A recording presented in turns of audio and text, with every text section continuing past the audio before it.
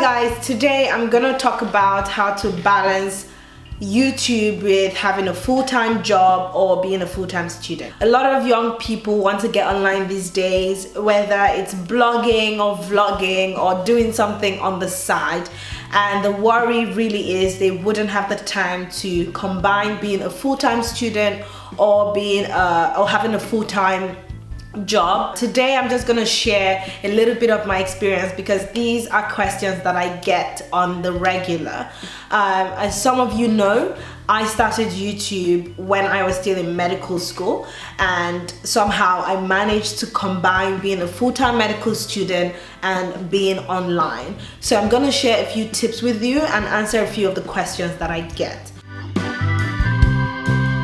The question of time management is beyond the scope of this video, but for the few pointers that I would give, you know your schedule for the 9-to-5 job that you're doing, you know your schedule for the full-time degree that you're doing, you have an idea when you're going to get back home for the day. I think it's very beneficial to have pointers to write down a schedule. You could do that on your smartphone, you could do that with a notepad and a piece of paper. I personally prefer the old-fashioned style of a notepad and a piece of paper because having a to-do list and ticking it off just psychologically just tells me that I've been successful throughout that day. The point here is to utilize your time efficiently. Write down everything that is important to you besides your full-time job. Write them down and prioritize. Choose the one that is important and dedicate at least 1 hour or 2 hours to YouTube, for example. Dedicate the other hour to sports if you're interested. But the point is knowing how much time you have left once you're done from college or once you're done from work, and making sure that at every time during the day you're being productive. The same goes for the weekends, of course. If you say to yourself, Saturday mornings 9 to 12 is my recording or is my photo shoot for my blog, make sure that at 9 every weekend you get up and you do the thing that you've been scheduled to do. That in a nutshell is time management. It basically means just knowing how much time you have and making sure that you're being productive within that time scale. When I started, I had no concrete plans on what way it was gonna go. I had no schedule, no strategy, nothing. But of course, with anything that I start, I would rather be successful. So we thought about ways to be successful on YouTube. And so one of my strategies would be getting help, really. As much help as you can get, because I was a full-time medical student. And of course, even though I was on YouTube, I'm not gonna sit here and pretend it was easy or pretend that I did everything by myself. I did get help. In my case, it was quite handy that I was with David. We would share the workload, if that makes sense. So in the case that I would do the recording in the videos where I'm alone, like this one, and then David does the editing while I'm studying. So I would encourage you to get as much help as you can. If you do have friends that can help, if you do have a partner that can help, because it is time consuming. By the time you're done recording the videos, editing the videos, uploading on YouTube, creating a thumbnail, linking all your pages into the video, there's a lot to be done. So one of my strategy was getting help and dividing the workload. Another important strategy is having a schedule.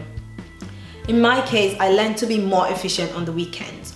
Rather than just going out and then the next day just lounging or not doing much, basically, I started using my weekends for filming. So on Saturdays, I would make videos. I could make more than one video. I could make up to 3 or 4 videos, depending on what sort of video it was.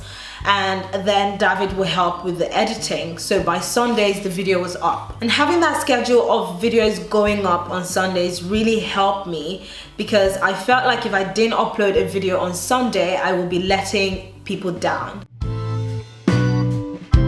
My YouTube journey was quite spontaneous. So before I actually started, I had thought about it, I had talked about it with David, we had ideas, you know, but it was all talk really.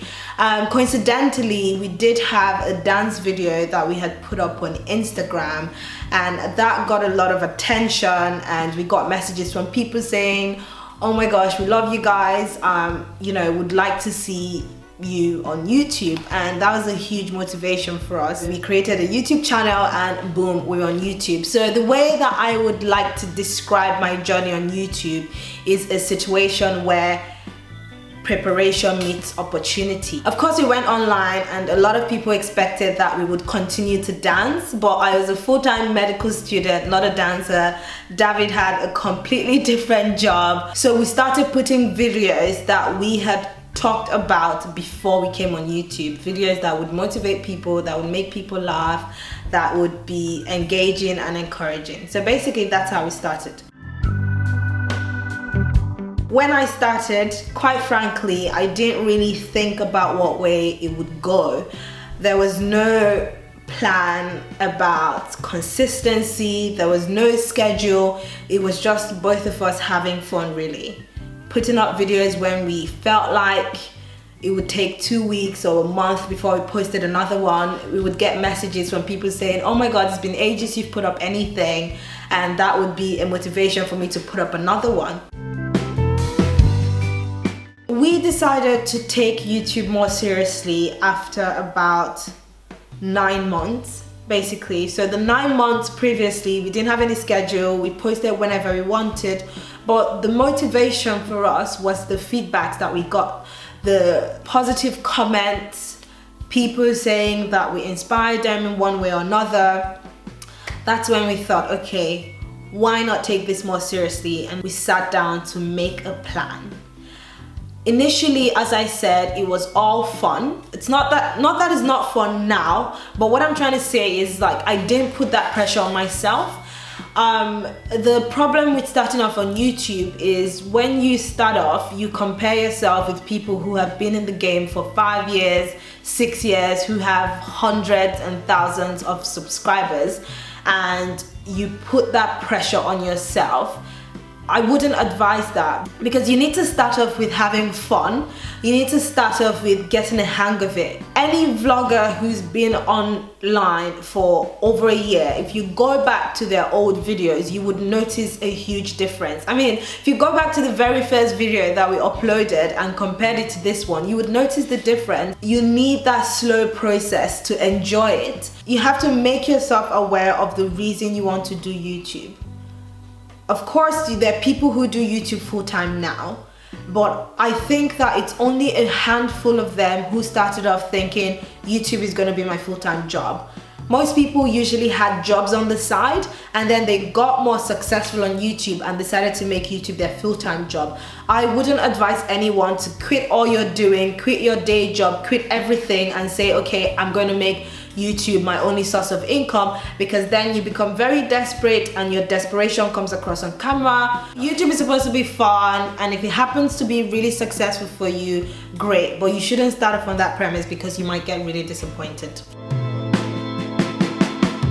The number one advice that I would give would be consistency. I know that I've mentioned earlier that you shouldn't put the pressure on yourself. Take your time with putting up videos, have fun while you do it. But I think you can have consistency at any point in your journey on YouTube. Even if you decide not to post a video once a week or twice a week, if you want to post a video once a month, just have a schedule and be consistent with the once a month posting. The analogy that I sometimes give is to compare your YouTube channel to one of your favorite TV shows. Take, for example, Grey's Anatomy. You expect that when the season is on, once a week, an episode is gonna come out. It could be Wednesday, it could be Thursday, but you're looking forward to the TV show coming out. If on Thursday, Shonda Rhimes decides not to release one, obviously you're disappointed, and that's the way it is for your subscribers or people that watch your channel. If they expect that once a week or once a month, you're expected to release a video and you don't, it's quite disappointing. It's not encouraging for people to come back on your channel. So the consistency is the key.